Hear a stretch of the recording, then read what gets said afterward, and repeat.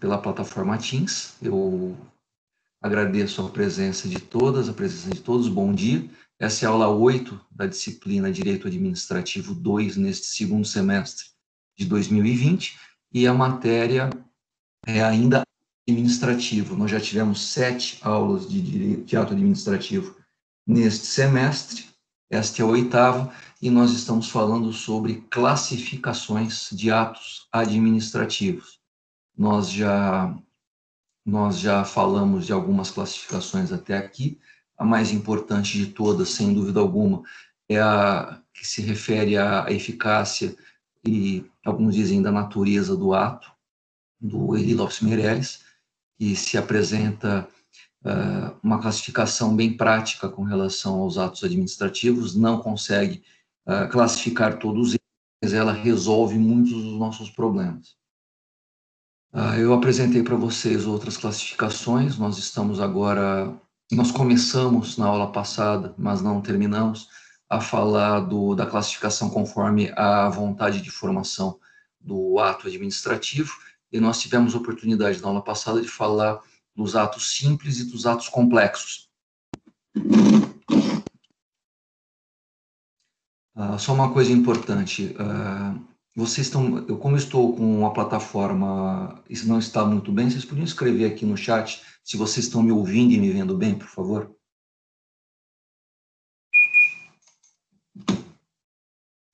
Eu não consigo enxergar.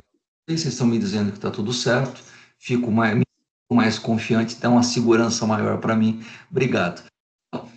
Com relação à aula passada, nós terminamos, ou tentamos começar, o item 9.8, que fala da composição da vontade produtora do ato.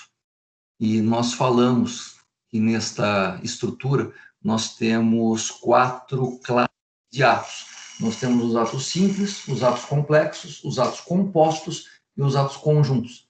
Nós conseguimos falar na aula passada de atos simples e atos complexos, eu vou retomar para que nós possamos ter isso registrado na aula de hoje.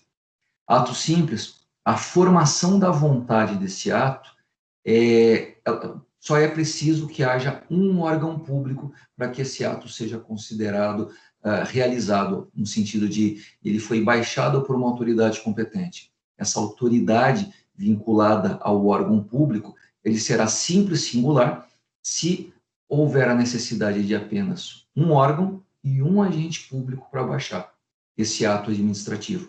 A grande maioria dos atos administrativos são atos simples singulares. Precisamos de uma pessoa só para realizar o ato por imputação volitiva, entre aspas, representando em nome de um órgão só. Na verdade, não é em nome de, na verdade, não é representando. Nós já vimos isso no semestre passado. A pessoa que realiza o ato dentro de um órgão, ela recebe a atribuição ou a imputação da vontade como se fosse o Estado que estivesse realizando. É a pessoa física que realiza o ato, mas atribui-se aquela realização do ato ao Estado e não àquela pessoa. Por isso que em direito público nós temos a supremacia do interesse público sobre o privado e não a autonomia da vontade. A autoridade pública, a pessoa física que realiza o ato, realiza porque ela deve fazer aquilo segundo uma estrutura de autoridade. E o ato será simples, porque só precisa de uma pessoa.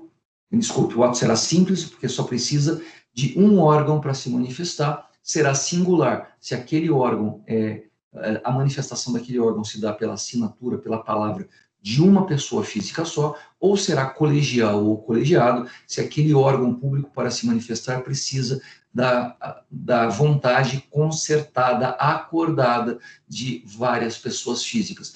Todo órgão colegial, ele se manifesta pela vontade, pelo desejo, pelo voto das pessoas que compõem aquele órgão colegiado, mas o órgão só se manifesta, só a vontade do órgão sobre aquele assunto, quando há maioria de votos convergindo ou acordando num único sentido. Tudo bem até aqui? Eu acho que a gente falou isso na aula passada e foi tranquilo. Nós temos os atos complexos, que são excepcionalíssimos, são atos que se referem à manifestação de vontade de 2 órgãos distintos, sem hierarquia entre si. de modo que a vontade de um converge com a vontade de outro, e apenas após as duas vontades se integrarem, temos efetivamente a realização desse ato complexo. Antes do segundo órgão se manifestar, a primeira vontade não é considerada ato administrativo em hipótese alguma. Ou melhor, eu vou melhorar isso, não serve ao fim a que se destina. Um ato do presidente da República para indicar um ministro do Supremo Tribunal Federal é apenas uma manifestação do órgão competente para tanto. O ato de nomeação daquela pessoa só acontecerá após a concordância do outro órgão, o Senado Federal, no sentido de que a nomeação daquela pessoa indicada poderá acontecer, ok? O ato complexo sempre depende da vontade, da manifestação de dois órgãos públicos independentes, um sem hierarquia em relação ao outro. E as vontades dos órgãos, antes de se fecharem, elas não têm sequer validade. O ato de nomeação de um ministro do Supremo Tribunal Federal, que é o nosso melhor exemplo de ato complexo, só se realiza, só se pode considerar como válido, só se pode considerar, aliás, como existente, se os dois órgãos se manifestarem no mesmo sentido. Antes dos dois órgãos se manifestarem, antes da manifestação completa dos dois órgãos, não há ato complexo, não existe ato complexo. E se ele não existe, não há que se falar em validade, muito menos em eficácia, muito menos em execuibilidade, ok? Ato complexo só é válido, aliás, só existe depois que os dois órgãos públicos se manifestam. E esse é o ponto fundamental de distinção entre os atos complexos, que nós acabamos de falar, e os atos compostos. E os atos compostos, eles existem em maior quantidade no ordenamento jurídico que os atos complexos. O ato composto, em regra, em geral, é um ato de controle, eles são identificados por, a maioria deles, com certeza existem outros, mas o exemplo clássico de um ato composto, você encontra ato composto no ordenamento jurídico em situações de controle de atos administrativos que acontecem ao mesmo tempo em que eles se realizam. Nós vamos ver no quinto ano, provavelmente quando vocês fizerem o quinto ano público aqui na PUC Campinas, vocês terão a matéria Direito Administrativo 3, e lá há uma matéria sobre controle de atos administrativos. Aliás, controle é algo que pode acontecer judicialmente e é algo que pode acontecer administrativamente. O superior hierárquico tem competência, o superior hierárquico tem atribuição de controlar os atos dos subordinados. Em regra, porque, afinal de contas, todo ato do poder público ele tem presunção de legalidade e de veracidade, não há um controle imediato, não há um controle constante ou um controle praticamente ao mesmo tempo do ato. Os controles dos atos administrativos, eles costumam acontecer após a realização deles. Como eles têm presunção de legalidade, como a grande maioria dos atos administrativos acontece dentro da legalidade, ou seja, a presunção de legalidade é confirmada ao longo do tempo, ou simplesmente a grande maioria dos atos que acontecem são adequados, são válidos, são eficazes, causam efeitos, causam consequências no mundo jurídico, eles não são controlados, porque, afinal de contas, eles se consumaram exatamente como se esperava. Mas, para controlar os atos, em regra, nós fazemos um controle posterior, após a realização daquele ato. Muito dificilmente nós temos controles prévios de legalidade de atos administrativos. Controle prévio, muitas vezes, são controles judiciais, são controles em sede de mandado de segurança, em sede de remédios constitucionais, ação popular, ação civil pública, em que alguém, seja o Ministério Público, seja o cidadão, seja um interessado pelo remédio constitucional próprio, o apropriado, ele pede controle prévio do judiciário e pede a suspensão daquela ação do administrador, porque entende que aquilo pode causar dano ao erário, aquilo pode causar dano ao patrimônio público, aquilo pode causar dano ao patrimônio cultural, histórico da cidade ou do estado. Aquilo é ilegal, aquilo é inconstitucional, então se pede uma tutela de urgência para que haja suspensão da realização daquele ato. Controles prévios acontecem, já são mais difíceis de se ver. Não estou dizendo que não aconteça, né? Você vai para o fórum, você vai ver muitos pedidos de antecipação de tutela de urgência para suspensão de atos administrativos. Mas você vai ver muito menos controles prévios do que controles posteriores. O controle posterior é feito pelo superior da autoridade. A autoridade vê o relatório, a autoridade vê o que está acontecendo na vida real, identifica que alguma coisa estava errada e controla aquele ato. Aquele ato será declarado nulo, com extinção dos seus efeitos ex tunc, ou poderá ser revogado por conveniência e oportunidade, porque aquele ato não foi bem aplicado, e se decide colocar outro no lugar. Esses são os controles posteriores. Alguns dizem controle a posteriori, mas posteriori e a priori são termos de lógica que eu prefiro não utilizar na vida prática. A priori significa, tecnicamente, antes da experiência, e a posteriori significa após a experiência. Como se trata de controle, até faz sentido utilizar esses termos, mas eu prefiro falar controle anterior e controle posterior. E existem os controles concomitantes, são os controles que acontecem na medida em que o ato administrativo se realiza. E isso é um controle muito próprio dos processos administrativos e dos processos judiciais. O que é um processo? Tem aquela frase bonita, é um iter, né? É um roteiro que caminha para frente lá do pessoal do processo, mas o processo administrativo e o processo judicial, eles possuem controles etapa a etapa. Tudo que é feito na primeira etapa, ela é preciso ser verificado pela autoridade superior e homologado, vistado, confirmado antes que a segunda fase comece. E a terceira fase só vai começar, só vai se iniciar, só vai se desenrolar após o encerramento devidamente verificado da segunda fase. Vamos colocar isso em termos de processo civil. Nós temos a fase postulatória, depois nós temos a fase instrutória, e a fase instrutória só deve começar após o encerramento da fase, a fase postulatória. Você não começa uma fase sem encerrar a anterior. Você não vai para frente sem ter certeza que está tudo de acordo, está tudo em ordem com a primeira fase.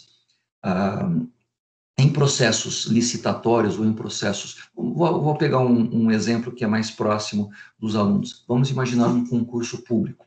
O concurso público tem inúmeras fases, e nós temos a fase de inscrição, nós temos após as inscrições ou durante as inscrições é possível fazer impugnações ao edital. Após essa primeira fase, nós temos a fase a primeira prova, ou a prova vestibular, ou a prova inicial do concurso, e talvez, dependendo do concurso, nós tenhamos a segunda fase, com questões dissertativas, e no caso de concursos públicos para a magistratura, o Ministério Público, nós temos outras fases com redação de sentença, exame oral, etc. Mas veja, nós só podemos ir para a próxima fase se a fase anterior for controlada.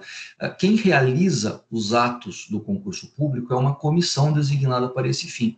Mas a comissão realiza atos vinculados, ela está ali para cumprir com uma finalidade, qual seja o andamento preciso do concurso, segundo as regras estipuladas no edital e na lei. Após cada fase, ou ao encerramento de cada fase, o processo é, entre aspas, aquela fase é encerrada, aquela fase é completada e levada à autoridade pública responsável pelo concurso público, para que ela verifique, para que ela constate que tudo foi dentro da legalidade naquela fase, para só então partir-se para a próxima fase. Toda vez que uma fase termina, entre aspas, o processo vai à conclusão para a autoridade que preside o andamento, para que depois volte e se dê andamento novamente. Um outro exemplo interessante, vamos imaginar que alguma empresa ou alguma pessoa obteve financiamento de um banco público para a realização de uma obra, de uma atividade, e o banco vai entregar dinheiro na medida em que as fases são realizadas. O banco entrega dinheiro para a primeira fase, porque toda a documentação está de acordo, mas só vai entregar dinheiro para a segunda fase depois que um fiscal, um avaliador do banco for até a obra, for até o empreendimento e constatar que o dinheiro que foi entregue para a realização da primeira fase foi utilizado e aplicado adequadamente na primeira fase. Dando um exemplo bem bobinho, mas que ajuda a fixar a ideia, a pessoa recebe um financiamento da Caixa Econômica Federal para fazer uma casa e recebe um dinheiro que é suficiente para comprar o terreno. O fiscal da Caixa vai verificar se o terreno foi comprado. Ok. Agora, para dar o dinheiro para fazer a casa, ele vai dar dinheiro para fazer os alicerces, o baldrame, a fundação da casa. Dá o dinheiro. Depois que o alicerce é realizado, o fiscal volta até o local para ver se houve realmente a construção do alicerce, para então dar o dinheiro para subir as paredes, para então, depois de verificar se as paredes subiram, se haverá a realização dos trabalhos de laje, de madeiramento, de telhado, depois de acabamento para colocação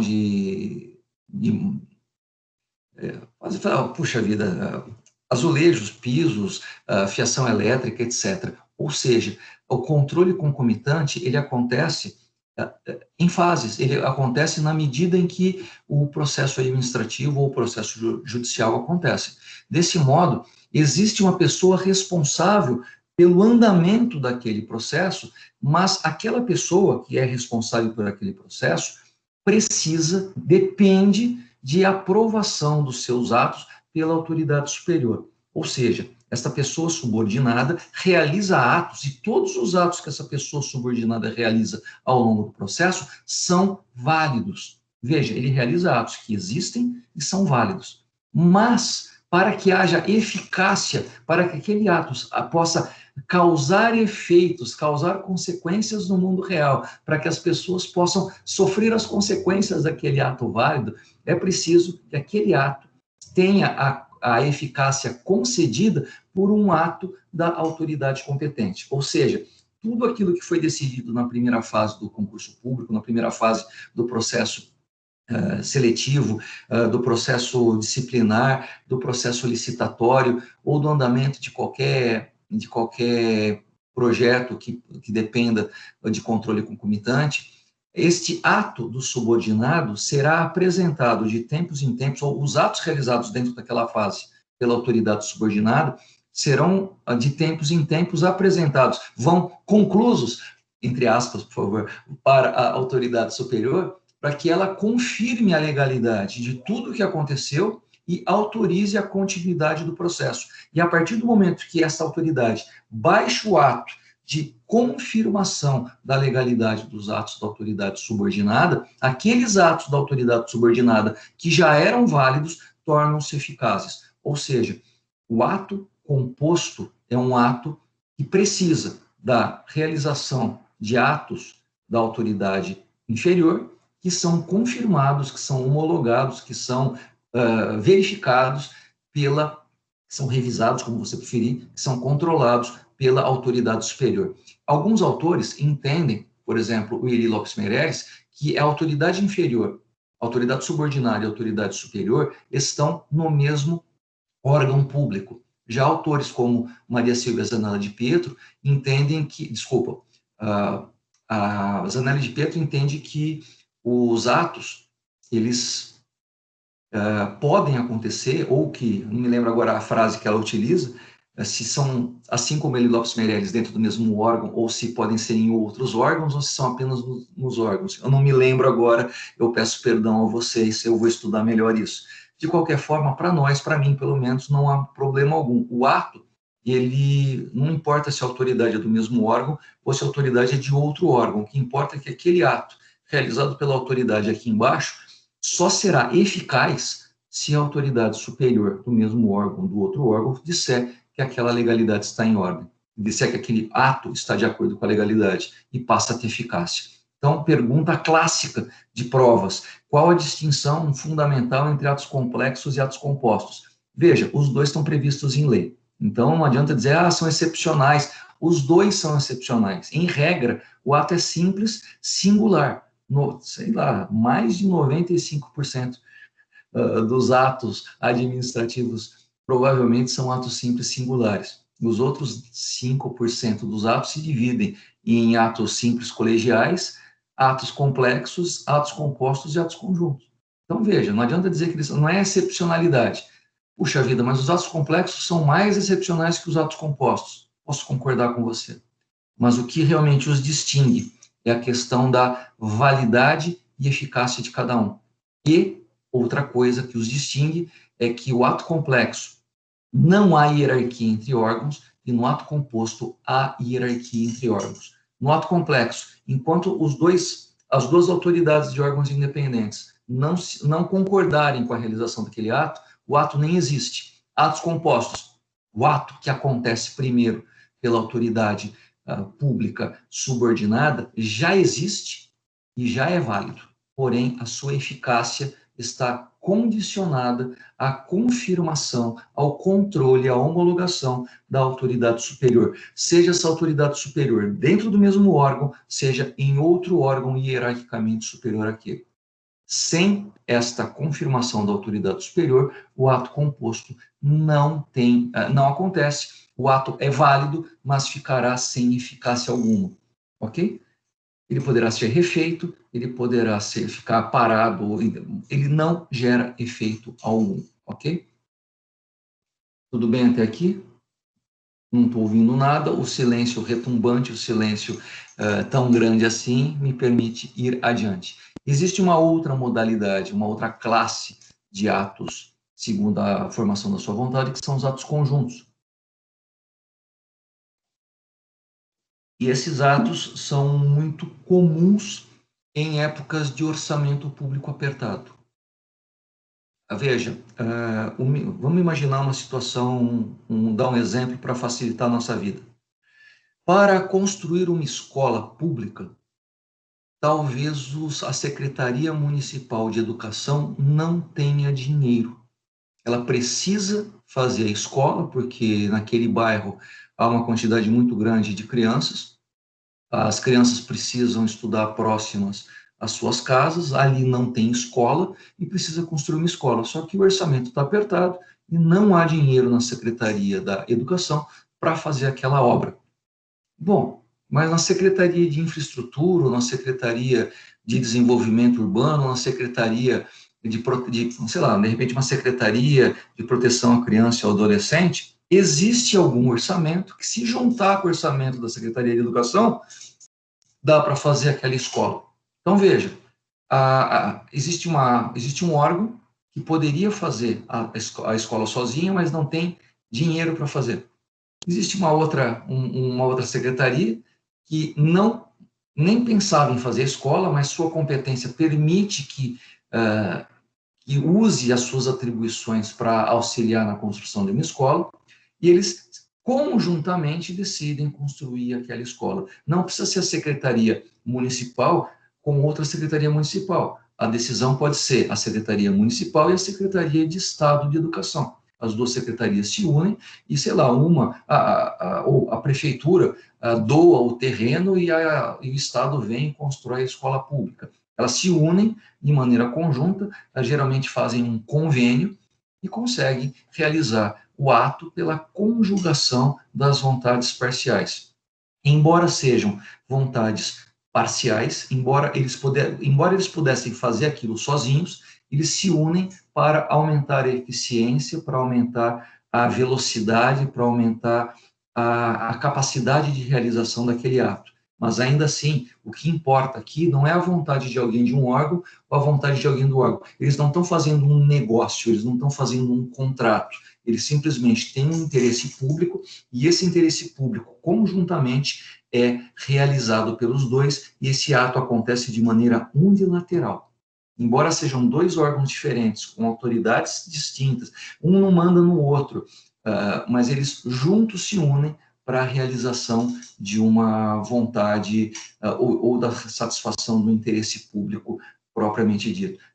Praticamente todos os convênios entre órgãos distintos devem ser entendidos como atos conjuntos, porque eles se unem visando a realização de um interesse comum.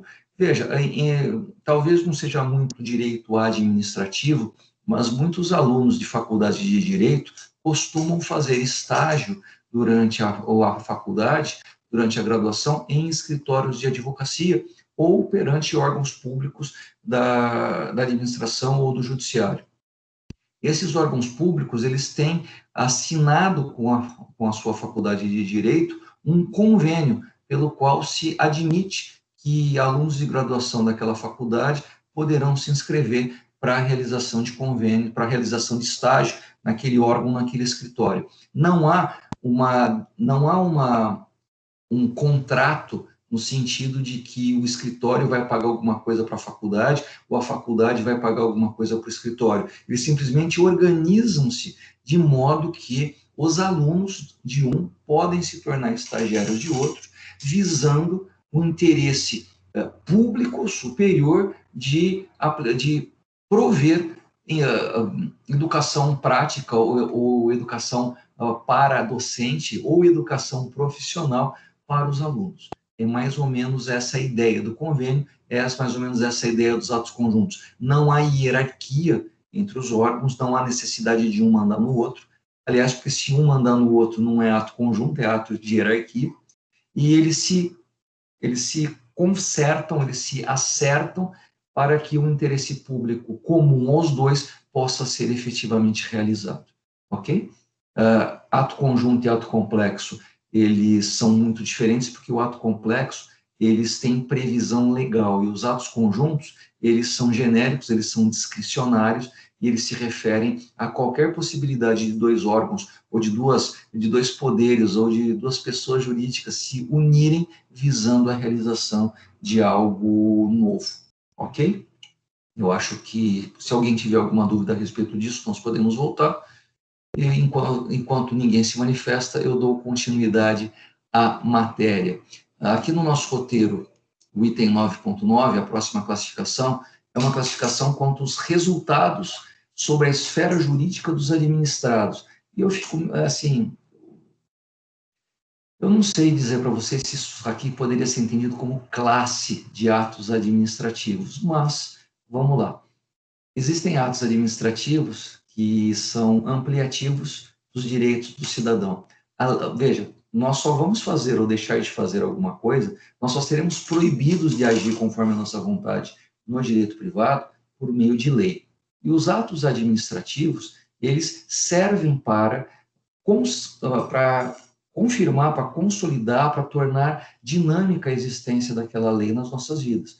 Muitas vezes, para a grande maioria dos cidadãos, saber que a lei nos autoriza, não permite que a maioria das pessoas possa realizar ou possa ter garantido um direito que existe na lei, existe na Constituição.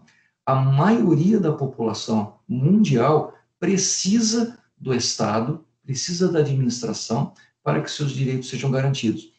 Em condições normais de temperatura e pressão, a grande maioria das crianças brasileiras só tem direito à educação se o Estado, se a Secretaria Municipal, Estadual, Federal de Educação construir uma casa, uma escola e puser professores para lecionar e puser uma merenda para as pessoas, para essas crianças comerem também, porque sem a merenda elas o saco vazio não para em pé, elas vão precisar comer para estudar. E muitas vezes aquela merenda é a única refeição daquelas crianças no dia inteiro.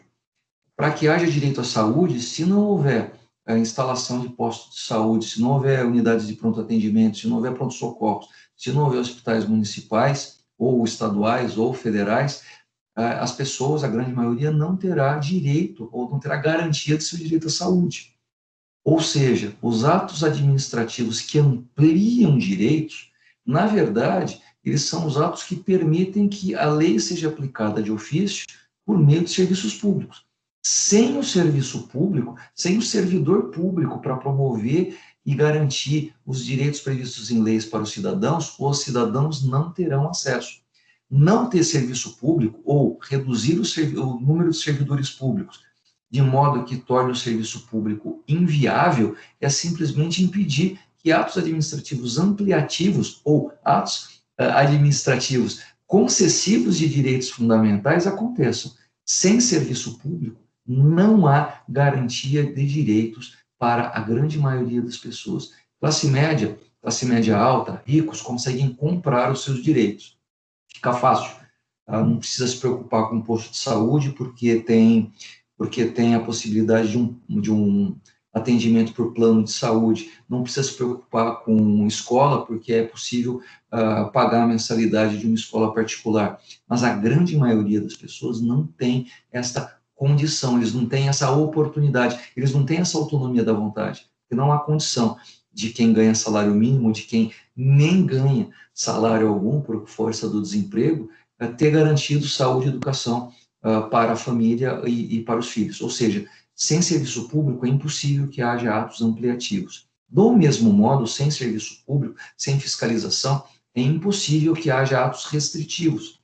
Sem um fiscal, sem alguém que exija, faça cumprir a lei com relação à emissão de poluentes, com relação à adequação das pessoas no trânsito, a fiscalização das formas como os produtos são produzidos, a garantia de que os brinquedos fabricados, por exemplo, não vão ser fabricados com tinta tóxica, que é mais barata, ou com peças que podem sair na mão da criança, ela acaba pondo na boca e engasgar com aquilo. Ou seja, sem esse tipo de fiscalização, também não há garantia de preservação da lei, não há garantia de que o que é proibido pela lei efetivamente não será realizado pelas pessoas, porque se for realizado, haverá efetivamente fiscais que coíbam aquela prática considerada ilícita. Ou seja, atos ampliativos e atos restritivos de direito são apresentados aqui no item 9.9 como a classe de atos administrativos. Mas eu não consigo ver bem como classe, mas, por favor, lembrem-se, não para identificação dessas, entre aspas, classes de atos administrativos, mas para lembrar que todo ato administrativo ampliativo de direitos das pessoas tem a ver com serviço público e todo ato restritivo de direito tem a ver com poder de polícia, ok? E esses dois tipos de ato efetivamente são realizados por administradores e eles, ora, concedem direitos previstos na lei, ora, eles restringem direitos, restrição essa prevista na lei também, ok? Os atos administrativos no Brasil não criam direitos, não criam imposições, não criam ônus. Essas criações são sempre por determinação constitucional previstas em legislação. Item 9.10, classificação quanto à situação de terceiros. Também podemos entender assim,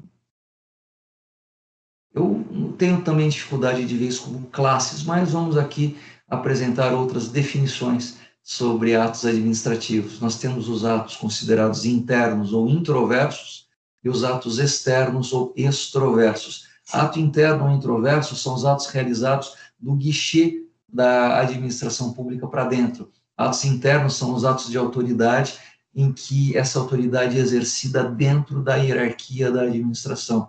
São atos do chefe para o subordinado. São atos que organizam a burocracia e organizam a disposição do serviço. São atos em que nós, cidadãos que não temos absolutamente nenhum contato, não somos empregados, não somos funcionários públicos, não somos agentes públicos, de maneira alguma, nós não somos sujeitados a esses atos internos. Porém, se você prestar concurso público e ingressar no serviço público, em qualquer área, você estará sujeito a todos os atos administrativos internos do chefe de Estado, do chefe da federação, do chefe do seu poder, até você. Tudo que ele decidir por atos administrativos normativos, você estará subordinado e terá que cumprir. Nós aqui, fora da estrutura do Estado, não temos esse dever. Nós, por outro lado, temos o dever de cumprir todos os atos chamados externos ou extroversos.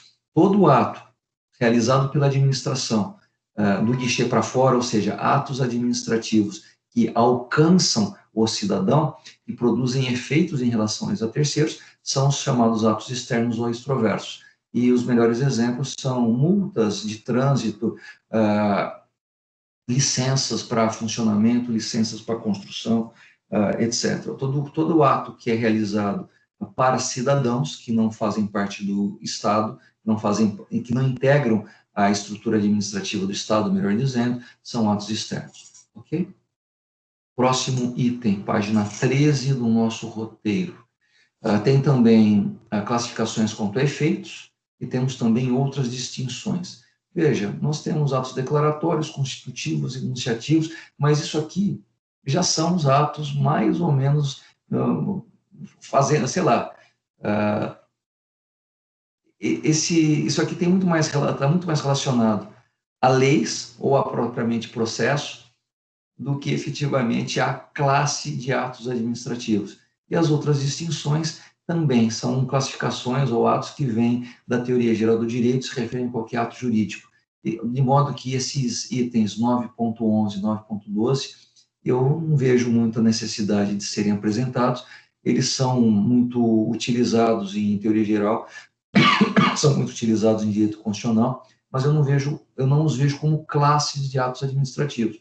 São apenas definições, ou são definições de atos, mas que não os classificam.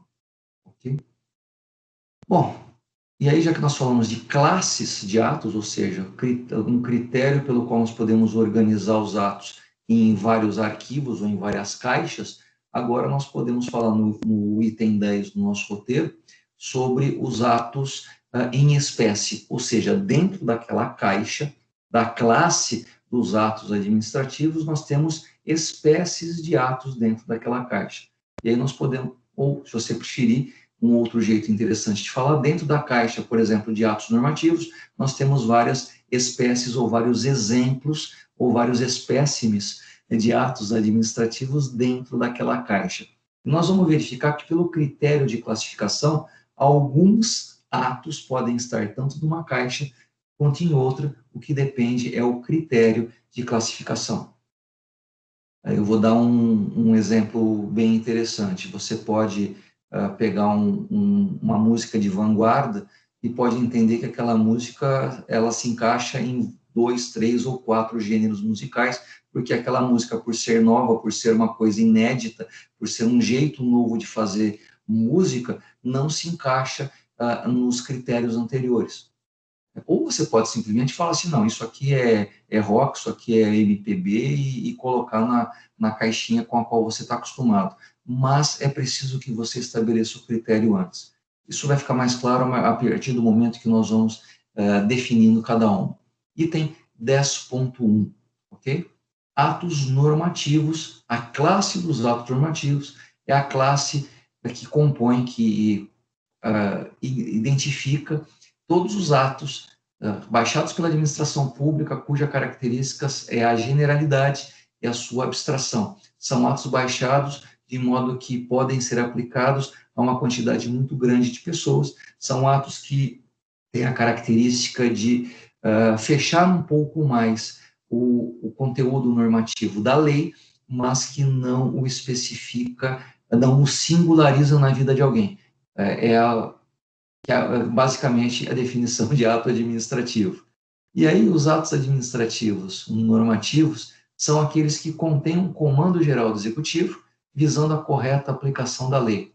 O objetivo imediato de tais atos é explicitar a norma legal a ser observada pela administração e pelos administrados. Esses atos expressam de maneira muito minuciosa o comando abstrato da lei e fazem com que essa normatividade da regra legislativa fique mais apropriadamente manifestada na administração, mas ainda não houve a singularidade dela. Então, vamos continuar a leitura. Tais atos, porque normalmente estabelecem regras gerais e abstratas de conduta, não são leis no sentido formal. Por que não são leis no sentido formal? Porque lei, formalmente falando, é o comando normativo baixado pelo legislador. Nós estamos falando de comandos gerais e abstratos baixados por um outro poder que não é o legislador.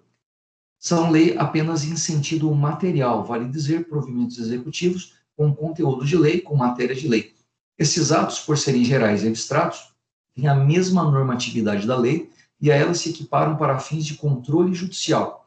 Mas quando, sob aparência de norma, individualizam situações e impõem encargos específicos a administrados, são considerados de efeitos concretos e podem ser atacados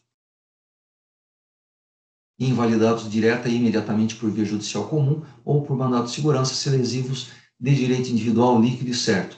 Tudo isso, fecha aspas, tudo isso do Eli Lopes Meirelles, para dizer que o administrador público ele quando baixa um ato normativo, ele baixa um ato geral e abstrato que não pode ser objeto de controle por mandado de segurança. Não é uma lei, porque não foi baixada pelo legislador, mas tem um conteúdo que por ser geral e abstrato, se assemelha à lei. Não há possibilidade de controlar um ato geral e abstrato, porque ele não tem efeitos concretos na vida do cidadão. Falando em termos de processo civil, o cidadão não tem interesse de agir contra um ato normativo, porque aquele ato normativo ainda não cristalizou uma situação prática na vida dele. Ele não sofreu consequências de um ato normativo. Nós só sofremos efetivamente consequências de um ato administrativo quando aquele ato aplica a norma, a lei, ou aplica o ato normativo na nossa vida, de ofício, de maneira prática. A partir do momento que nós sentimos os efeitos da ação administrativa na nossa vida, surge o interesse de agir para nós visarmos judicialmente o controle por mandado de segurança, por exemplo. Ok? E aí, o que são espécies de atos normativos? Gente, para não errar nunca, tá? O decreto é um ato normativo. O decreto é o ato normativo de competência exclusiva do chefe do executivo. No Brasil, em regra, quem baixa decreto é presidente, governador e prefeito, ok? Mas eu sei que o juiz decretou falência. Isso é uma expressão, ok? Decreto em direito administrativo é um termo técnico que significa ato normativo baixado pelo chefe do executivo. Okay? O regulamento, que está um pouquinho mais abaixo aí nos nossos exemplos, costuma ser o nome que nós damos para o ato normativo propriamente dito. Tanto que se escreve que o regulamento foi baixado por decreto.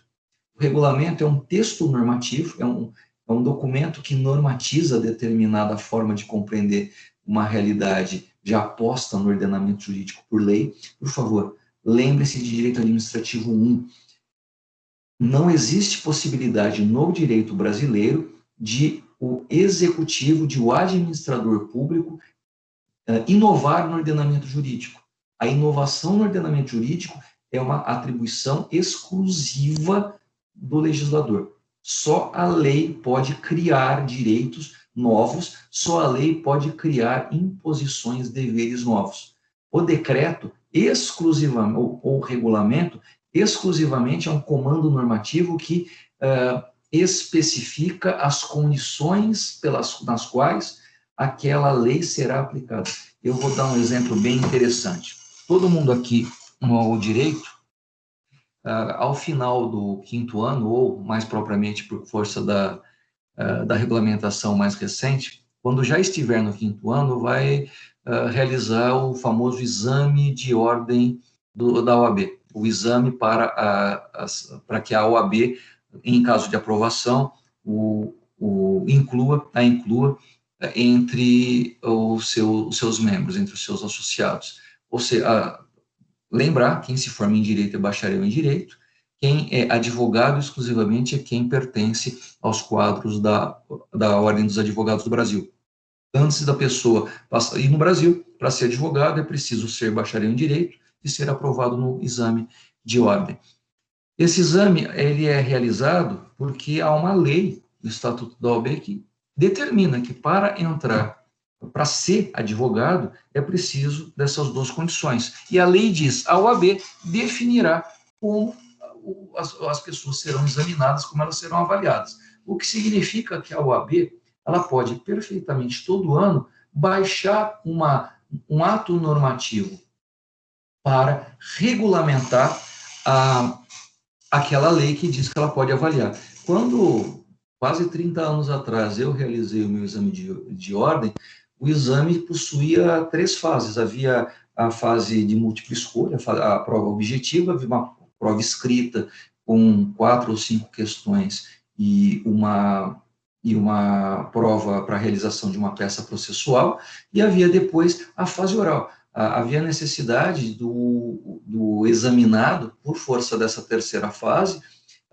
se apresentar perante uma banca com 3 advogados, em que seria simulado uma sustentação oral, e após arguições orais da banca para o candidato para a candidata. a OAB, um belo dia, entendeu que essa terceira fase não era mais necessária. Até pouco tempo atrás, se por acaso alguém era avaliado no exame da OAB, na primeira, passava pela primeira fase e não era aprovado na segunda fase, deveria se inscrever novamente, deveria fazer a primeira e a segunda fase novamente. Há um regulamento, há uma decisão nova da OAB que entende que aqueles que fizerem um exame, passarem na primeira fase e não passarem na segunda fase, podem perfeitamente, no próximo exame, se inscreverem para realizar apenas a prova da segunda fase. Veja, qual é a decisão certa da OAB? Todas elas são válidas. Nada impede, por exemplo, gente, que a OAB invente uma nova forma de fazer a avaliação. E aí as pessoas vão achar melhor, vão achar pior, vão achar que foi mais complicado, vão achar que ficou mais difícil, vão achar que ficou mais fácil. Mas veja, independentemente disso, a OAB tem essa prerrogativa. Vou dar um outro exemplo. Está escrito lá no Código de Trânsito Brasileiro que para as pessoas dirigirem automóveis, elas precisam ser avaliadas de acordo com critérios do Conselho Nacional de Trânsito. O que significa que essa autoridade pública administrativa, Conselho Nacional de Trânsito, pode, a qualquer momento, baixar uma norma administrativa, determinando daqui para frente como serão as provas de avaliação para a pessoa obter a sua carteira nacional de habilitação. Ela pode criar novos testes, ela pode retirar alguns testes, porque existe toda esta prerrogativa dela de organizar organizar o exame da melhor maneira possível.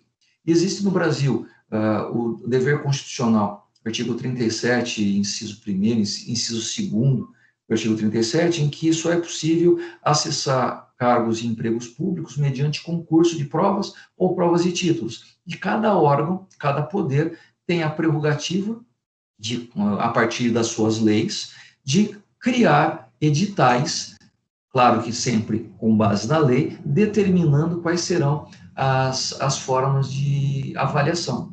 Uma coisa bem interessante, se você, por acaso, prestar um concurso público para juiz do trabalho, é muito improvável que na prova de juiz do trabalho haverá muitas questões envolvendo o direito comercial. Ou ainda, sei lá, direito tributário.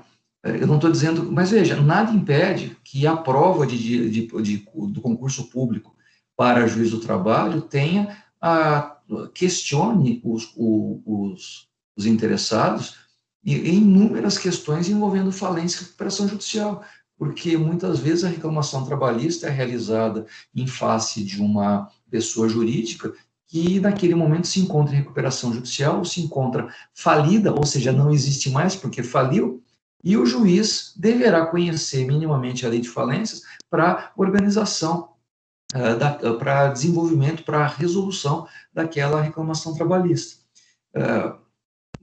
Eu me lembro de uma colega que prestou um concurso muito tempo atrás para a Defensoria Pública, e no concurso dela não houve na relação de matérias a serem objeto do concurso, que deveriam ser estudadas porque poderiam cair, qualquer questão envolvendo direito comercial, títulos de crédito. Ela não estudou títulos de crédito naquele concurso, porque não era objeto do concurso dela. Mas nada impede que a Defensoria Pública do estado em que ela prestou aquele concurso, e hoje ela é defensora, o novo concurso exija no seu edital que os alunos conheçam o título de crédito. Por favor, eu não estou dizendo que o que é certo fazer de um jeito ou é errado fazer de outro. A autoridade pública tem a prerrogativa de, ao realizar o ato normativo, baixá-lo do modo que, no entender dela, o interesse público esteja mais bem confirmado, mais bem organizado. Veja, o regulamento, ele serve exatamente para isso, assim como a instrução normativa. A instrução normativa tem o caráter de norma, no sentido que não é o presidente da República que baixa, mas ele determina que, olha, a lei deverá ser aplicada segundo esse entendimento da autoridade superior, de modo que todos aqueles que estão abaixo dessa autoridade superior deverão cumprir a lei na forma discricionariamente estipulada por aquela autoridade hierarquicamente acima dos demais. Além desses atos normativos, e aí eu prefiro que vocês não usem como exemplo instrução normativa, se vocês puderem explicar o caráter normativo da instrução normativa, é um exemplo que vocês podem utilizar numa prova dissertativa, mas a instrução normativa pode gerar equívoco, então, por favor, fiquem com decretos como exemplo, fiquem com regulamento como exemplo e fiquem com regimento. O regimento, ele é a forma pela qual todo órgão público colegiado estipula a sua organização interna. Se você preferir, regimento interno do Tribunal de Justiça, regimento interno do Superior Tribunal Federal, regimento interno da a Junta Administrativa de Recursos de Trânsito. Veja, o regimento, ele é totalmente discricionário e ele é a forma pela qual aquele órgão se estrutura e se relaciona internamente e se relaciona externamente com outros órgãos e com outros cidadãos. O regimento é um ato normativo geral e abstrato, por definição, por excelência, ok? Nós também temos as resoluções e as deliberações com a mesma, e veja, independentemente do nome que nós dermos para os tipos ou espécies de ato, é importante que esse nome se refira a um comando geral e abstrato que determina, que fecha alguns componentes da lei, mas que ainda não se trata de uma aplicação individualizada, singularizada na vida de um cidadão. Toda vez que nós tivermos um ato administrativo que aplique a lei de ofício na vida da pessoa de maneira singularizada, nós não estamos falando de ato normativo. O ato normativo, por excelência, por definição, precisa possuir os componentes de generalidade e de abstração. Ele se aplica a qualquer pessoa ou qualquer situação em que se enquadre naquela hipótese normativa, ok? Se não for possível entender desse jeito, se não for possível entender o ato normativo praticamente como uma lei, mas que não foi baixada pelo legislador, ou seja, ele tem conteúdo de lei, mas ele formalmente não é lei. Se não for desse jeito, não é ato normativo, tudo bem? E exemplos para não errar nunca: decretos, regulamentos, regimentos. São três nomes que sempre serão atribuídos a atos normativos. Os outros nomes podem eventualmente se referir a outras classes de atos. Então, para não errar nunca, fiquem com esses três exemplos. Decreto é sempre ato normativo, regulamento é sempre ato normativo, regimento é sempre ato normativo, para não errar nunca. Tudo bem? Próximo item. Atos ordinatórios. Dentro da classe de atos ordinatórios, nós temos algumas espécies. Ou alguns exemplos, mas acho que vale nós definirmos um pouco essa classe. Eu vou ler o que está no roteiro.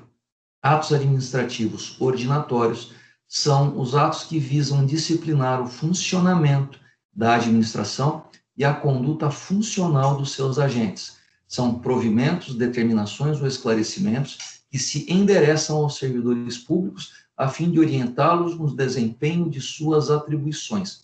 Veja, o ato ordinatório tem a característica de uma ordem, tem a característica de um comando, tem a característica de dizer: servidor, trabalhe deste jeito aqui. Veja, ele não está pedindo para ele aplicar a lei de ofício, está dizendo: cumpra a sua função desse jeito, eu estou te mandando fazer tal coisa. Veja, tais atos emanam do poder hierárquico, razão pela qual podem ser expedidos por qualquer chefe de serviço aos seus subordinados, desde que os faça nos limites de sua competência. Veja, se por acaso eu trabalho numa repartição e meu chefe me manda parar o que eu estou fazendo para fazer outra coisa, que faz parte do trabalho da repartição, ele pode me mandar, ele pode até botar um por favor, por gentileza, poderia fazer tal coisa, muito obrigado, ou seja, suave pra caramba o pedido dele, mas aquilo na verdade foi uma ordem.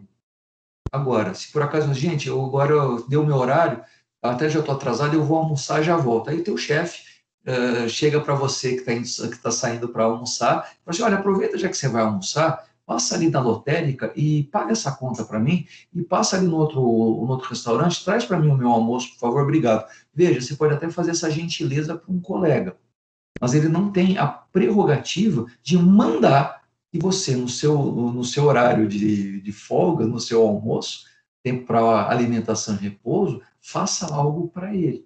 Ah, mas ele é meu chefe, é melhor eu fazer, senão isso pode dar problema para mim. Veja, eu não estou tratando de questões políticas, eu estou tratando de questões jurídico-administrativas. O chefe tem a prerrogativa de mandar o subordinado fazer o serviço, mas ele não tem a prerrogativa de mandar em outras coisas. Eu brinco que se você sair, por exemplo, para comer uma pizza com um amigo seu, e esse amigo seu é juiz, ele é promotor, ele não pode determinar ali na mesa qual é o sabor da pizza que você vai pedir. Ele vai pedir metade do sabor dele, você vai pedir metade do sabor seu. Ele não tem a prerrogativa de pedir tudo, certo? Você pede o seu, e ele pede o dele. Não há ordem, não há comando. Logo, se não há ordem, não há comando, não há ato ordinatório. Que ato ordinatório é o nome que nós damos à classe das ordens dos comandos do superior para o subordinado. Continuando aqui a leitura.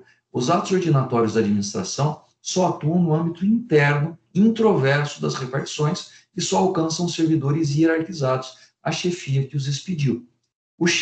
Eu trabalho na terceira vara civil de Campinas. O chefe da quarta vara civil baixou uma ordem lá. Aquela ordem serve para eles, não serve para nós, ok? Não obrigam os particulares nem os funcionários subordinados a outras chefias. São atos inferiores à lei, são inferiores ao decreto, são inferiores ao regulamento e ao regimento. Não criam direitos nem obrigações para os administrados, mas geram deveres e impõem prerrogativas aos agentes administrativos a que se dirigem. Na verdade, aqui, quando geram prerrogativas, as prerrogativas já existiam antes, tá? Vamos corrigir esse texto. O que geram são, veja, quando alguém passa num concurso e vai para um determinado órgão público, ele já tem a atribuição de inúmeras responsabilidades. Mas lá na organização dos trabalhos, o chefe pode dizer, olha, faz só isso aqui. Você tem o dever, você tem a prerrogativa de fazer várias outras coisas, mas nós precisamos de você concentrado nisso aqui. Nada impede que outra pessoa sai de férias ou ela se aposenta, e o teu chefe ponha você para fazer as coisas dela. Mas veja, a lei já determina que você tem atribuição de fazer tudo aquilo. Mas o chefe, veja, você não vai fazer tudo, você não vai fazer duas coisas ao mesmo tempo. Mas o chefe vai determinar o que cada um vai fazer naquele momento, visando a otimização, visando a eficiência do serviço. E além da função ordinatória precípua, esses atos se prestam também à investidura de servidores subalternos em suas funções e à transmissão de determinações superiores gerais e especiais concernentes ao serviço e a seus executores. E aí, espécies de atos ordinatórios. Gente, em direito administrativo, avisar significa que o subordinado foi informado de que ele tem algo para fazer. A gente usa aviso de maneira informal para dizer assim, olha, estou contando para vocês uma novidade. Aviso em direito administrativo é ordem do chefe para o subordinado. Quando o superior avisa, ele está dizendo que o subordinado tem algo para fazer. As circulares, elas costumam ter um caráter muito mais, assim como o aviso, né? Eles têm um caráter informativo, mas um caráter de se prepara que se tem que fazer alguma coisa. As circulares, elas têm os memorandos, né? Eles costumam ter a função de indicar a todos que trabalham naquela repartição como deve ser o fluxo de serviço, ok? Eu gosto muito deste terceiro aqui, que não tem erro, tá bom? Se vocês quiserem dar um exemplo que sempre vai ser exemplo de ato ordinatório, não há como imaginar de outro jeito, é o despacho. Despacho sempre é ato ordinatório. Não dá para você imaginar que o despacho tem caráter normativo, tem caráter enunciativo. O despacho é sempre uma ordem do superior para o inferior, dizendo faz tal coisa. Né? Despacho e outra. Quem despacha é o superior, o inferior não despacha. E quando um advogado diz informalmente que foi ao fórum para despachar, na verdade, ele foi ao fórum para obter uma decisão judicial chamada despacho, pela qual o juiz manda o pessoal do cartório fazer determinada coisa. Okay? Advogado não despacha em processo. Quem despacha é sempre o presidente do processo e é uma ordem para os seus subordinados. Não é uma ordem para as partes, muito menos para o advogado. É uma ordem para o pessoal do cartório movimentar o processo judicial. A palavra instrução é complicada, porque instrução pode ter caráter normativo e não caráter de como fazer aquilo que você deve cumprir aqui na repartição pública. Então, instrução, por ser uma palavra equívoca, não costuma ser muito bom. Ofício é bem legal. Olha que legal. Ofício, ele, em regra, é uma carta, é um comando, é uma requisição enviada deste órgão aqui para outro órgão em outro lugar. Pô, mas aí não tem hierarquia. Veja, o ofício ele tem uma natureza muito engraçada, mas ele tem uma natureza ordinatória. A carta precatória também tem um caráter ordinatório. Ofício é, olha, autoridade X, não sei quem aí, eu estou te oficiando, eu estou te mandando uma requisição chamada ofício, eu preciso fazer algo e essa informação está aí com você. Eu preciso que você me mande essa requisição. Mas veja, ele não está pedindo, ele está exigindo, ele está requisitando. Veja, mas na verdade não é cumpra a minha ordem, cumpra o ordenamento jurídico, faça isso porque o ordenamento e o interesse público determina que você me auxilie no exercício da minha função. Esse ofício tem uma natureza ordinatória, embora não seja exatamente como uma ordem, no sentido de eu vou criar algo para... Veja, eu como mandei o ofício, eu não posso mandar na pessoa que não cumpriu o ofício, mas eu posso perfeitamente informar ao superior dela que ele não cumpriu o ofício, ele não me respondeu, e o não responder um ofício deve ser entendido lá como um descumprimento de função. Ele não agiu conforme a estrutura administrativa, a manda dele não agiu conforme o interesse público determina, e ele pode ser penalizado dentro do serviço dele, dentro da hierarquia dele, por não ter feito algo que ele deveria ter realizado, ok? Ordens de serviço. Como se trata de uma ordem de serviço, a gente sabe que tem um serviço que tem que ser realizado, certo? Portarias é equívoco, existem portarias, o nome portaria muitas vezes pode baixar atos normativos, embora a portaria originalmente seja um comando ordinatório, mas para evitar problemas eu recomendo que vocês usem despacho e ordem de serviço como exemplos de atos ordinatórios para não errar de jeito nenhum. Ok? Próxima classe, a dos atos negociais. E aqui vale relembrar a classificação dele, Lopes Meireles.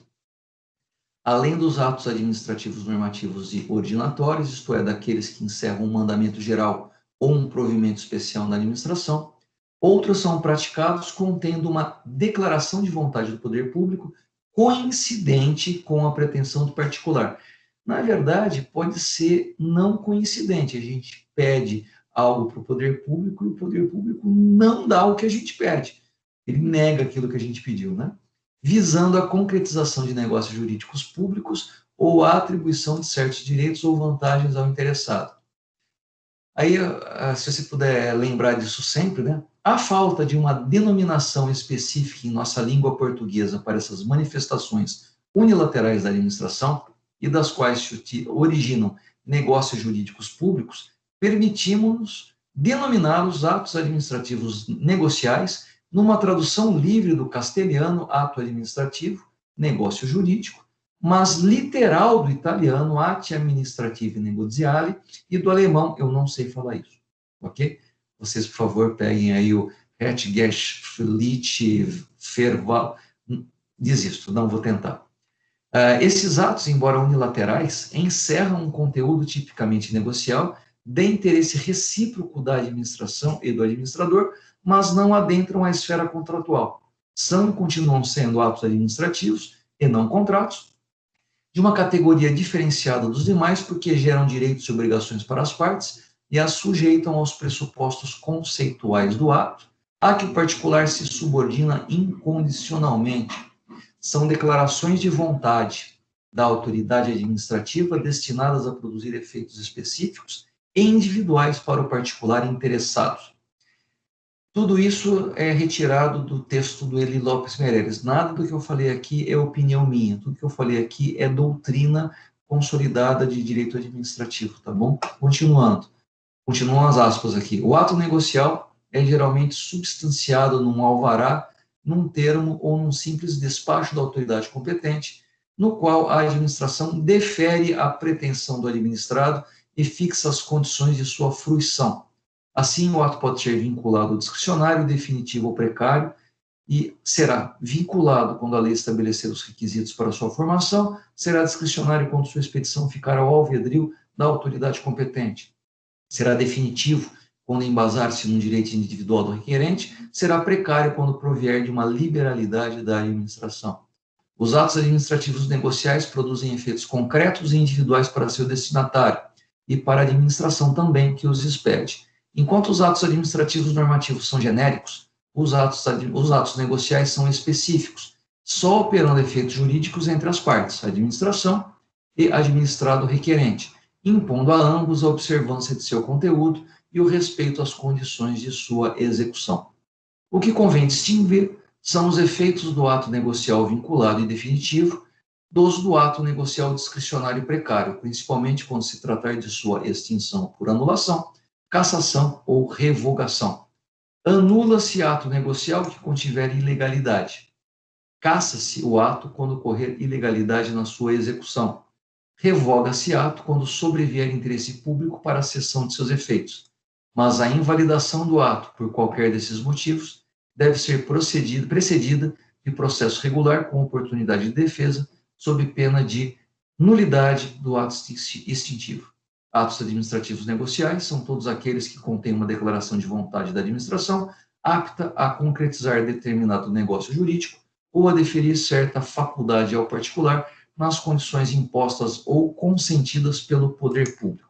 Tudo isso que eu escrevi aí está na minha edição do Direito Administrativo do Eli Lopes Meirelles, nas páginas 169 e 170. E o que a gente precisa entender sobre ato negocial? Bom, ele Lopes Meirelles, como vocês viram, deixa claro que ele se refere a atos que concretizam negócios jurídicos públicos. Eu tenho uma dificuldade muito grande de chegar tão longe. Eu entendo que o ato negocial tem por característica fundamental a provocação do interessado.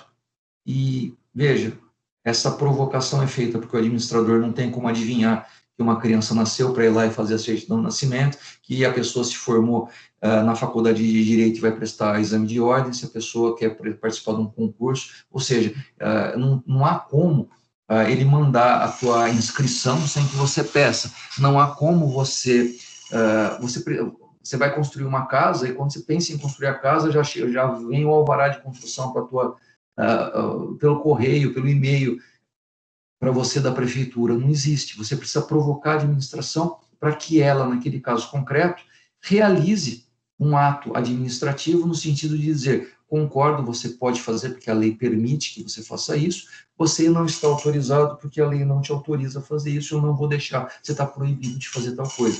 Veja, não há uma coincidência das vontades sempre. É a mesma coisa que falar lá no passado que as pessoas tinham direito a uma sentença, na verdade, no processo civil. Na verdade, o direito de ação não significa que você tem direito a uma sentença procedente. Significa que você tem direito a uma sentença que talvez seja procedente, talvez seja improcedente. O ato administrativo negocial, ele tem por característica a provocação. O administrador, ele não vai realizar a lei de ofício, ele não vai aplicar a lei de ofício, ele depende da manifestação, ele depende do pedido do administrado, do cidadão, para que o administrador saiba da situação e possa aplicar a lei naquele caso concreto, de maneira unilateral, de maneira conforme a supremacia do interesse público sobre o privado. E não é porque o administrado, o cidadão, pediu, que a administração fará exatamente o que foi solicitado. Ela vai ver, no caso concreto, se é o caso de concessão ou de denegação daquilo que foi pedido. Não há uma possibilidade de tudo que você pedir, ele conceder. Tudo que você pedir de acordo com a legislação, o administrador deverá conceder. E uma coisa interessante a respeito disso. Muitas vezes, você tem o direito subjetivo. A lei já te concede o direito. Eu vou dar um exemplo bem interessante.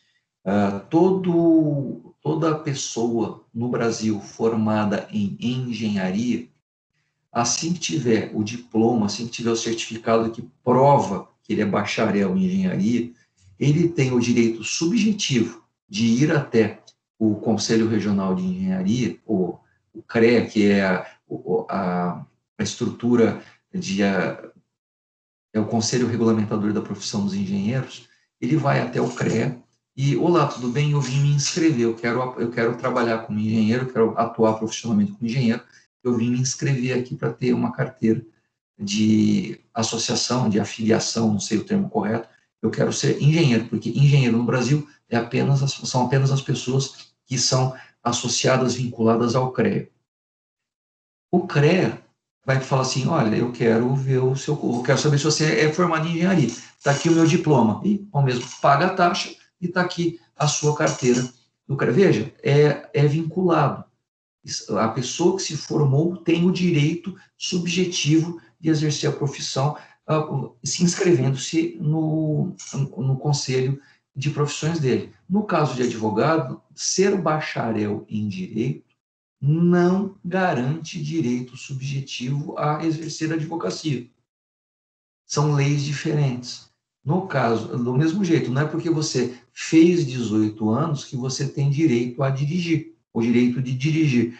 Enquanto não houver a avaliação das suas capacidades, a direção para uma autoescola, o Conselho de Trânsito não considerará a permissão ou a carteira de habilitação para permitir que a pessoa dirija por conta própria. Veja, existem situações em que a lei já concede o direito subjetivo. E se a lei te concede o direito subjetivo e esse direito é negado você pede para o administrador baixar um ato que é ampliativo daquele seu direito, ou seja, você vai ter um documento da administração pública que prova que você tem aquele direito, ou que permite que você exerça tranquilamente aquele direito subjetivo. Se o administrador inventar alguma coisa e não te conceder algo que a lei já te deu, aquilo é ilegal. O mandado de segurança, em regra, costuma resolver. Porém, muitas vezes você vai até o administrador e pede ao administrador que discricionariamente te conceda algo. O melhor exemplo que nós temos de ato negocial discricionário é o porte de arma. Veja, nós no Brasil não temos o direito subjetivo a andarmos armados. Você não tem o direito subjetivo de andar, mesmo com todas essas mudanças, para que você ande armado, você precisa do porte de arma. E para obter o porte de arma, você tem que fazer uma série de verificações junto à autoridade competente, e a autoridade competente, no seu caso concreto, vai avaliar a sua situação específica e concederá ou não o porte. E veja, como se trata de uma situação específica e que haverá uma avaliação discricionária, pode acontecer de não ser concedido. E é muito difícil numa situação discricionária em que houve uma avaliação do poder público num sentido que você não gostou, o mandado de segurança pode não resolver, porque o mandado de segurança não existe para dizer que uma discricionariedade aconteceu ou não. O mandado de segurança serve para corrigir ilegalidades. Se por acaso houve ilegalidade na não concessão do porte de armas, o mandado de segurança vai servir para que aquele ato negocial seja refeito, mas não que você... Mas o refazimento do ato pode novamente, por discricionariedade, não considerar aquilo que se quer. Essa é a diferença. Em regra, se costuma dizer que os atos negociais vinculados, nós obtemos licenças e que nos atos negociais discricionários nós pedimos autorizações. Mas eu já vi a legislação municipal e a legislação estadual em várias situações confundir as coisas e eu acho que não vale muito a pena. Mas, tecnicamente falando, em regra, Eu apresentei aí no roteiro em seguida para vocês, na próxima página, página 16, vários nomes de atos negociais, ora vinculados, ora discricionários, e essa relação tem um Vzinho, que geralmente é vinculado, e um Dzinho, que geralmente é discricionário. De qualquer forma, são todos atos considerados negociais. Eu acho que o melhor ato negocial que nós temos, e o mais simples de todos, é que agora você vai até a prefeitura para protocolo de uma petição, para protocolo de um requerimento, lá no protocolo geral da prefeitura. Veja, a pessoa que recebe o seu pedido, ele não tem que olhar se está certo, se está errado, se está assinado. A função dele é pegar o seu protocolo e chancelar, assinar, dar um recibo que foi recebido pela prefeitura, e alguém vai verificar aquilo. Veja, aquilo foi um ato em que você pediu para ele receber algo e ele recebeu. Muitas vezes nós pedimos licenças, nós pedimos permissões, nós pedimos autorizações, e conforme o caso, nós pedimos certidões, nós pedimos registros, e veja, a natureza negocial está em o cidadão chegar até o poder público e pedir a realização do ato. Isso caracteriza o ato negocial. Os atos negociais, eu gostaria que se eu tivesse um livro de direito administrativo, eu chamaria esses atos de atos administrativos por provocação. E se administrar e aplicar a lei de ofício, o ato negocial ele nunca é realizado de ofício. Enquanto o cidadão, enquanto o interessado não pedir a realização do ato para a administração não vai iniciar o processo de verificação de concessão ou negação daquele pedido do administrado. Ok? Fiquem, então, com autorização e permissão e licença, que são os melhores termos, os melhores nomes de espécies de atos normativos. Próxima classe de atos administrativos é a classe dos atos enunciativos, e a classe é definida por Eli Lopes Meireles da seguinte forma, abre aspas: aqueles que, embora não contenham uma norma de atuação, nem ordenem a atividade administrativa interna, nem estabeleçam uma relação negocial entre o poder público e o particular, enunciam, porém, uma situação existente, sem qualquer manifestação de vontade da administração. Só são atos administrativos em sentido formal, visto que materialmente não contêm manifestação da vontade da administração. Daí porque a míngua de uma denominação consagrada para esses atos, nós os classificamos como enunciativos, designação que nos parece a melhor dentre as propostas pelos administrativistas. Atos administrativos enunciativos são todos aqueles em que a administração se limita a certificar ou a atestar um fato, ou emitir uma opinião sobre determinado assunto, sem se vincular ao seu enunciado. O que quer dizer tudo isso aqui? Simplesmente o ato administrativo, ele certifica a existência de um fato, ele simplesmente declara que aconteceu, que um ato foi realizado, ou ele simplesmente dá o parecer sobre determinada situação. Se ele acha que aquela situação é válida, ou ele acha que aquela situação é inválida. O que significa dizer que ele emite um juízo de fato, ou ele emite um juízo de valor, e aquilo é importante por força da presunção de legalidade, da presunção de veracidade, da presunção pela qual aquele ato, assim, a certidão do oficial de justiça que certifique da fé que o réu foi citado, tem presunção de veracidade, e o réu, ou ele, após aquela certidão, se defende, ou os efeitos da revelia poderão ser aplicados, e os fatos alegados pelo autor poderão ser considerados verdadeiros pelo juiz, e o réu vai ter problemas em termos de direito de defesa. Veja, quando uma autoridade pública declara um fato, nós somos obrigados a presumir que aquele fato aconteceu. Quando ele declara um ato, nós somos obrigados a presumir que aquele ato foi realizado. Quando um procurador municipal, quando um advogado público, ele emite um parecer, nós somos obrigados a entender. A autoridade pública, o prefeito, o governador, o presidente, ele é obrigado a entender que aquela forma de entender a lei, de aplicar a lei, é constitucional. Um ato aplicado daquele jeito é um ato dentro da legalidade.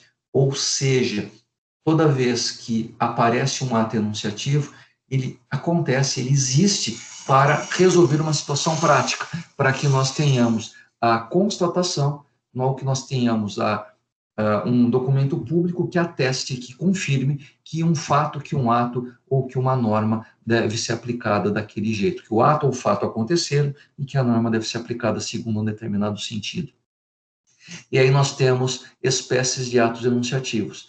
Por incrível que pareça, a palavra apostila é uma palavra, um termo técnico de direito administrativo, é uma palavra que significa um ato muito similar ao de averbação, é um ato pelo qual a autoridade pública averba ou faz uma glosa, ele retifica algo que já está escrito anteriormente. Apostilar significa, olha, existe um determinado ato e nós estamos corrigindo ou estamos complementando aquilo que foi dito anteriormente. E esse ato tem o mesmo significado enunciativo de juízo de fato do ato que foi retificado.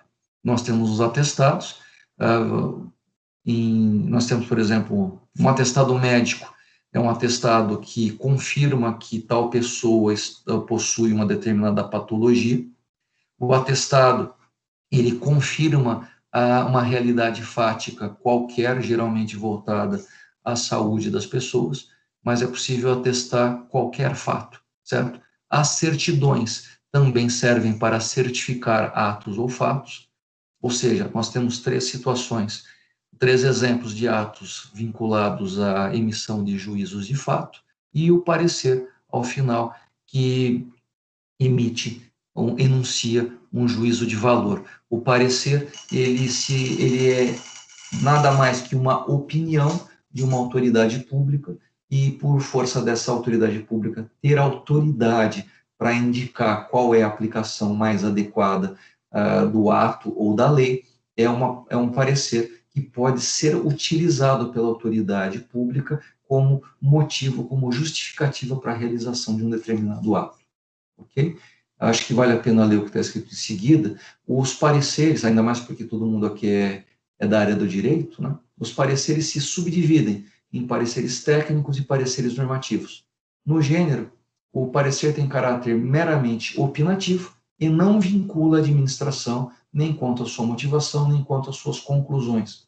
A administração só se vincula a ele por ato posterior da autoridade competente, que assume os termos do parecer como motivo e o objeto de seu ato. Traduzindo isso que está escrito, o prefeito não sabe, não está em dúvida quanto à forma de aplicar realizar uma determinada política pública. Ele sabe que ele tem que fazer uma determinada coisa, mas ele não sabe exatamente como fazer. Ele pode perfeitamente pedir à procuradoria do município que emita um parecer para que, olha, como que você acha que é o mais correto de fazer isso aqui? Como você acha que a gente deve aplicar a lei? Como que a gente deve implementar essa política? E o procurador, ele emitirá um parecer mostrando, na opinião dele, como que aquilo deve acontecer. Veja, o parecer foi dado segundo a opinião, segundo o entendimento livre e desinteressado daquele procurador. Livre e desinteressado no sentido de, olha, eu estou vinculado à minha consciência e eu entendo que o interesse público deve ser empreendido, neste caso, deste jeito. O administrador público, prefeito, ele pode ler aquele parecer, pode concordar com aquele parecer e pode fazer assim, nos termos do parecer do advogado público, vou fazer tal coisa, ou já fiz tal coisa. Ele nem precisa explicar, porque a explicação está no parecer. Vou dar um exemplo bem interessante. Muitas vezes, em muitas ações judiciais, o juiz, ele possui, naquele processo, a manifestação do Ministério Público. E o Ministério Público nada mais é que o Ministério Público da Advocacia.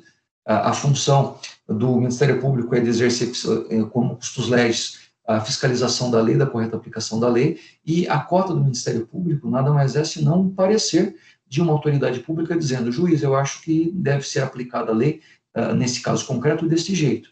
E o juiz pode perfeitamente, nos termos do parecer do MP de página tal, julgo o processo procedente e julgo improcedente. Veja, ele não precisa escrever a fundamentação, se a fundamentação já está no parecer. O administrador público não precisa, efetivamente, explicar por que está fazendo aquilo, se a explicação já está no parecer. Porém, se por acaso existe o parecer e foi pedido o parecer técnico pelo administrador, ele não concorda com o que está no parecer e vai fazer o ato de outro jeito, nesta situação ele estará obrigado a dizer que, em que pese o parecer, ele entende que naquele caso ele tem que fazer de outro jeito e mostrar por que vai fazer de outro jeito. A partir do momento que você tem um parecer e não utiliza, você tem que dizer por que vai fazer de outro jeito. Aí o juiz pode fazer do mesmo jeito no processo, em que pese a posição muito bem fundamentada do representante do Ministério Público, entendo nesse caso que a aplicação da lei deve ser de outro jeito, qual seja, e explica por que se convenceu de outro modo. A partir do momento que você tem um parecer, esse parecer não te vincula, mas se você decidir de outro modo, você tem que dizer por que não quis seguir o parecer, ok? Esse é o parecer técnico. Mas existe uma situação específica prevista em lei do tal parecer normativo. E ele possui duas peculiaridades. Ao ser aprovado pela autoridade competente, ele é convertido em norma, e os seus termos passam a ser vinculantes para todos os órgãos subordinados à autoridade que aprovou o parecer. Tal parecer para o ato que o propiciou é ato individual e concreto. Para os casos futuros, é ato geral e normativo. Isso é uma peculiaridade muito interessante. A lei prevê algumas situações em que o administrador deve pedir ao advogado público, ao procurador público, que emita um parecer normativo. Como devemos realizar esta situação? E, naquela situação, a autoridade pública que pediu o parecer normativo, ele não pode, não gostei, vou fazer de outro jeito. Ele é obrigado a aplicar o parecer normativo naquele caso concreto. E aquele parecer, a partir daquele momento, se torna norma para aplicação, entre aspas, se torna jurisprudência, se torna precedente vinculante da administração para todos os casos futuros, naquelas circunstâncias que devem ser resolvidos exatamente nos termos previstos no parecer. Ok? E a espécie parecer técnico, voltando aqui nos textos do Ilíadas Meirelles, a espécie parecer técnico é a que provém de órgão ou agente especializado na matéria, não podendo ser contrariado por leigo ou mesmo por superior hierárquico. Nessa modalidade de parecer ou julgamento não prevalece a hierarquia administrativa, pois não há subordinação no campo da técnica. Veja, se o chefe do procurador não gostou do parecer que ele deu, não dá para ele pedir para o procurador escrever de outro jeito. O procurador tem liberdade de escrever segundo o seu convencimento e não segundo a ordem. O parecer técnico dado pelo procurador, se contrariar interesse do superior, é problema do superior. O subordinado não poderá ser penalizado porque deu um parecer contrário ao interesse privado do superior hierárquico. Gente, eu estou vendo que vocês não estão perguntando nada, eu estou vendo que talvez eu esteja indo muito rápido, mas são 9h30, nós precisamos encerrar neste momento, e eu posso dar continuidade na aula que vem, com a solução de eventuais dúvidas que vocês tenham tido até aqui, e eu espero que vocês tenham dúvidas, porque a matéria é muito complexa, muito comprida, muito cheia de situações específicas que nós precisaríamos desenvolver melhor, e eu acabei não fazendo isso pela falta de dúvidas apresentadas. Não tem problema. Na aula que vem, nós começamos resolvendo eventuais dúvidas e daremos continuidade com as espécies de atos administrativos punitivos, item 10.5 do nosso roteiro. Podemos fazer desse jeito? Outro silêncio retumbante. Gente, eu agradeço a presença de todos, eu agradeço a presença de todos e encerro a aula neste momento. Agradeço e até a semana que vem. Fiquem com Deus. Muito obrigado.